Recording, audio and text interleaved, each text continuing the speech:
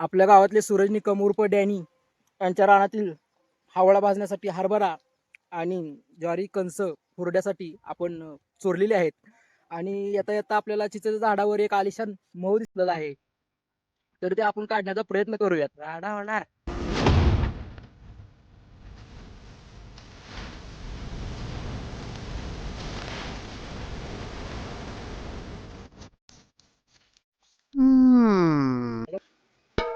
तिथं आलोय. Yes. धूर केल्यानंतर माशा चावत नाहीत आणि आपण सगळं पण काय मध काढणार नाही, फक्त थोडंसं मऊ काढणार आहे आणि माशांचं घर पण सगळं तोडणार नाही. चला. झाडाच्या टॉप वर आलेलो आहे आम्ही दोघं आणि मवाच्या जवळ पोचलेलो आहे.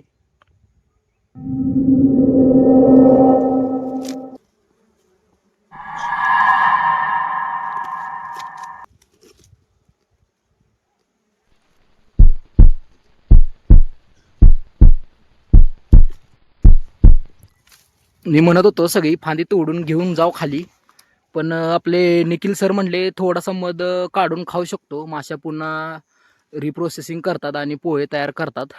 तर आम्ही आता थोडासा मध घेत आहोत. घ्या.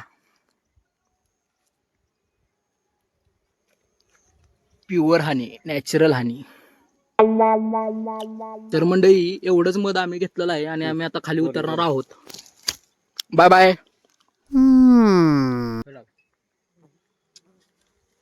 खालच्या बॅनरला काढू दुसरं.